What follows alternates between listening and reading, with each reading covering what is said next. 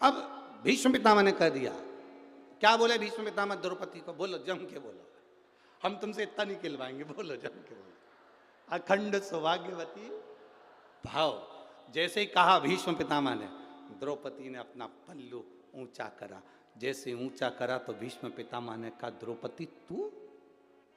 द्रौपदी कहती है, पितामह अब तो कल देखूंगी। मेरा अखंड सौभाग्य रहता है कि अर्जुन नहीं रहता है, आपने संकल्प लिया है। चली गई द्रौपदी। पितामह, नींद उड़ गई पितामह की। रात्रि को पितामह ने एक पत्र लिखा, उस पत्र को बाण पर लपेटा। भीष्म पितामह ने ध्यान लगाकर देखा, इसको यहां भेजा किसने? तब ध्यान में आया पितामह कि इसको भेजने वाला कोई दूसरा नहीं था। चप्पल का टेका लगा के काली कम्बल ओढ़ के आराम से सो गया है। अपने को बेचैन कर दिया, खुद चैन से सो गया है। बताओ, हद हो गई। इसीलिए ददरुआ धाम बालाजी महाराज ठुमका लगाते हुए दिखते हैं। खूब आनंद में, आग लगे बस्ती में, अपन रहो मस्ती में। वो कहता है, खुश रहो, प्रसन्न, आनंद में रहो। दूसरे दिन युद्ध प्रारंभ हुआ। द्वारकाधीश हंस रहे थे, मुस्कुरा रहे थे, क्योंकि आज भीष्म पितामह की हालत क्या है। भीष्म पितामह देखे कि द्वारकाधीश हंस रहे हैं, उनने बाण छोड़ दिया। वो बाण द्वारकाधीश के चरणों में गया। पत्र द्वारकाधीश ने निकाला, पढ़ा। अभी तक द्वारकानाथ रो रहे थे, हंस रहे थे, अब द्वारकानाथ रोने लगे। जैसे ही रोए तो गुप्त रूप से रुक्मणी, सतभामा, जामवंती, कालंदी, मित्रवृंदा, लक्ष्मणा सब आ गई। प्रभु आप रो रहे हो क्यों? भगवान ने पत्र दिया। उस पत्र में लिखा था, दीन बंधु दीनानाथ मेरी डोरी तेरे हाथ। तू केवल अर्जुन की डोरी नहीं संभाला, मेरी भी डोर संभालना।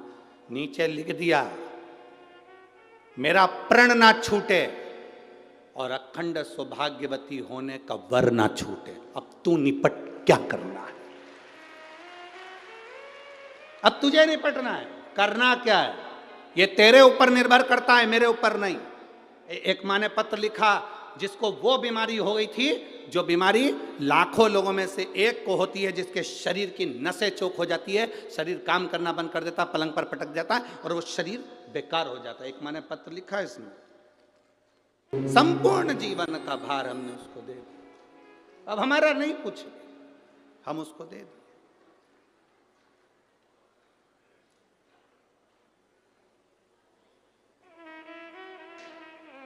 आप आए जरूर हो। अब ये ददरुआ धाम की जो भूमि है, यहाँ आसपास में कोई बहुत होटलें नहीं हैं। है क्या? जम के बोलो जरा। नहीं। कोई रहने के लिए कोई बहुत सारी व्यवस्था है क्या? नहीं। जो कुछ भी बालाजी सरकार ने गुरुजी महाराज के माध्यम से, महाराज जी के माध्यम से व्यवस्था करवाई, वो ये व्यवस्था है। अब तुम यहाँ किसी रिश्तेदार से मिलने के लिए नहीं आए। यहाँ 5 दिन तुम डेरा जमा कर डॉक्टर हनुमान जी से शिव महापुराण की कथा सुनने के लिए अगर आए हो, तो ये मेरा विश्वास कहता है,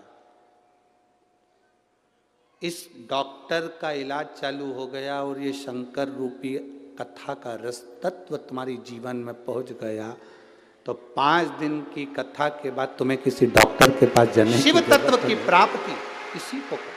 आपका भरोसा जितना दृढ़ होगा, भगवान की प्राप्ति उतनी सरलता से, उतनी सहजता से।